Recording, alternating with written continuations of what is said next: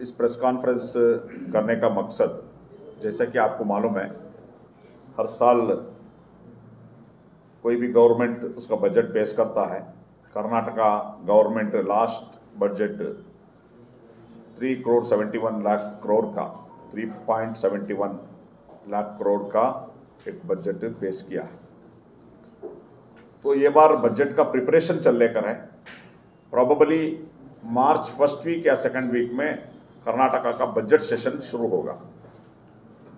तो कर्नाटका ये बार बजट जो प्रिपरेशन कर लेकर है, तो इसमें अवाम की तरफ से कुछ रिकमेंडेशन एसडीपीआई गवर्नमेंट को देना चाहता है।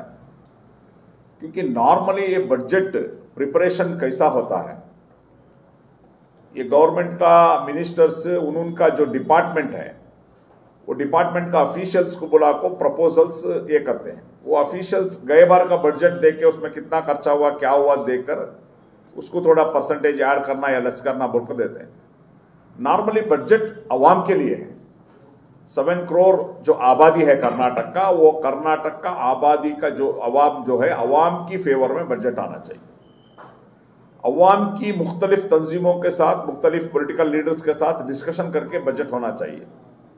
तो ये नॉर्मली हो लेकर नहीं है, थोड़ा कुछ डिपार्टमेंट करेगा, थोड़ा कुछ डिपार्टमेंट छोड़ेगा। तो इसलिए social democratic party of India ये बार बजट प्रेजेंट करने से पहले एक अवामी बजट, अवाम के लिए जनता बजट हम लोग प्रिपेयर किए हैं। ये हम लोग गवर्नमेंट को सबमिट करने जा रहे हैं। आपके माध्यम से भी हम लोग गवर्नमेंट को इसको पहुंचाना चाह रहे हैं। इसमें स्पेशली हम लोग देखिए, एक स्टेट डेवलपमेंट होना है बोले तो मेजर उसमें एजुकेशन का डेवलपमेंट होना। एजुकेशन के डेवलपमेंट हो तो वो स्टेट डेवलपमेंट होता है। और अफसोस इस बात की है, जितना बजट एजुकेशन के लिए रखना है उतना ये गवर्नमेंट रख लेकर नहीं है। उस वजह से बजट का शॉर्टेज आता है। फॉर एग्जांपल, अभी कर्नाटका स्टेट गवर्नमेंट का कैबिनेट सब कमिटी एक रिकमेंडेशन किया है 9 यूनिवर्सिटी को क्लोज करने का।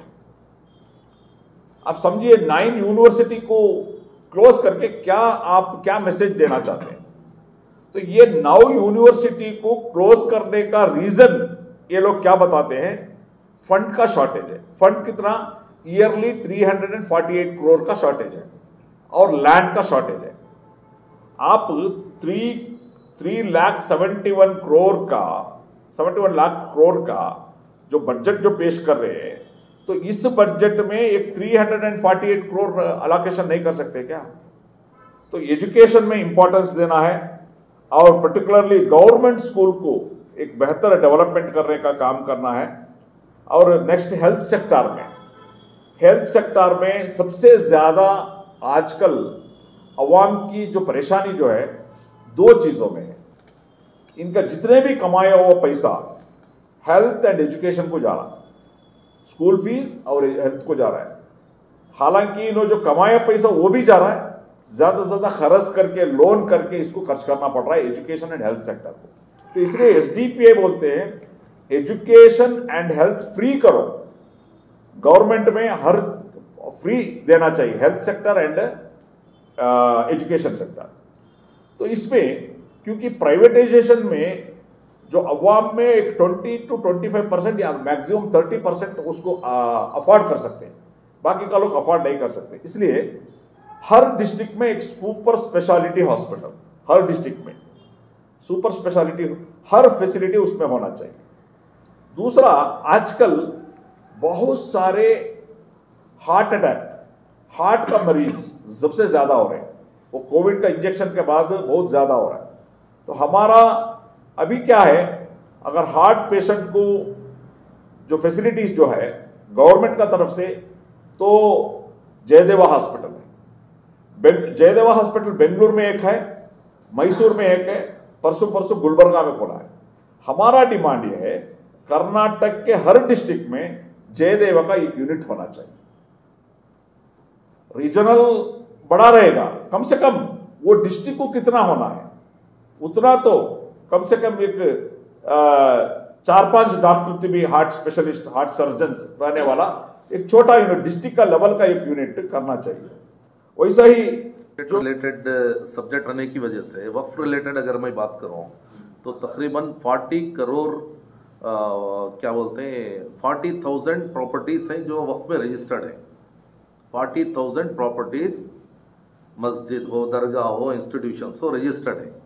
लेकिन ये 40,000 प्रॉपर्टीज को सेफगार्ड करने के लिए, डेवलप करने के लिए लास्ट टाइम कितना बजट दिया?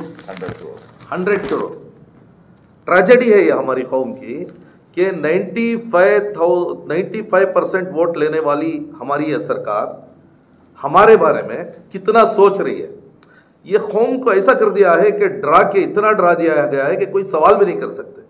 सवाल करने वाले को ऐसा समझा जाता है कि एंटी गवर्नमेंट है, एंटी कांग्रेस है या एंटी सिद्धरामैया है। ऐसा एक प्रोजेक्ट करके सबको खामोश कर दिया गया है। तकरीबन 10 जो एमएलए हैं हमारे बात ही नहीं कर रहे हैं।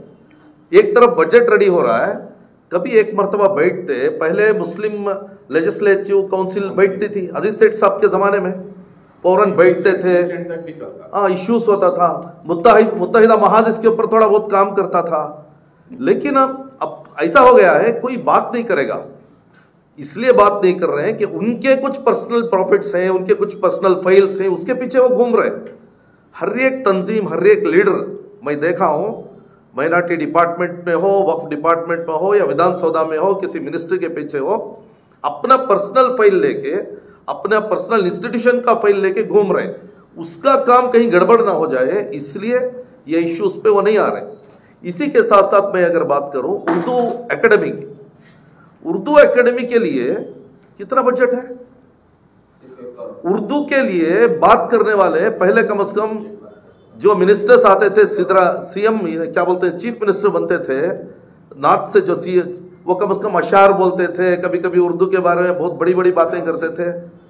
धर्म सिंह की बात कर लीजिए आप, और फिर आप कांग्रेस के जो सीनियर मोस्ट प्रेसिडेंट हैं वो भी कभी कभी उर्दू शायरी कर लेते हैं, हमारे खरगे साहब।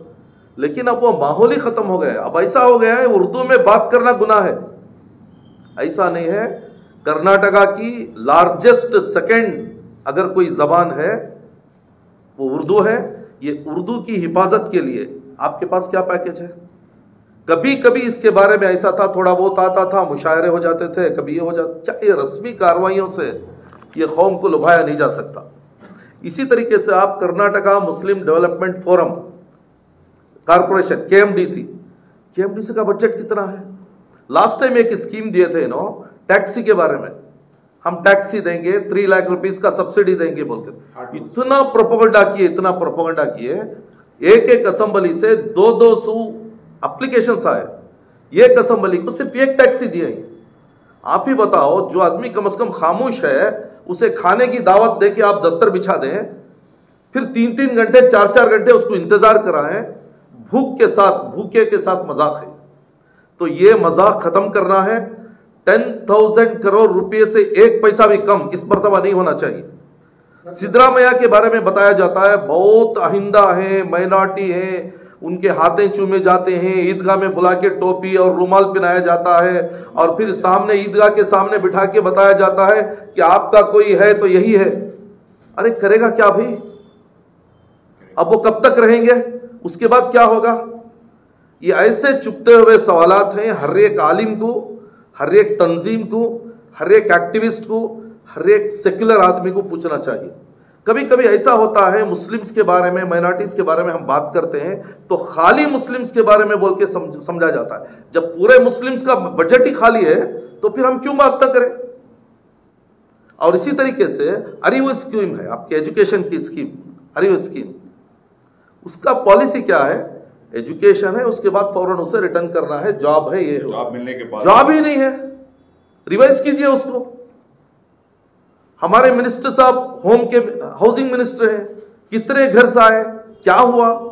कितने ऐसे लोग हैं जिनके पास घर नहीं है, जगह नहीं है, स्कूलों की हालत क्या है, हॉस्पिटल की हालत क्या है, माइक्रो फाइनेंस की हालत क्या है, बीमारी, इलिटरेसी, और हमारा तालीम याफ्ता तबका जो है बेकार बैठा हुआ है, उसे करने काम नहीं है। तो ऐसी हालत में 95% वोट लेने वाली सरकार क्या कर रही है?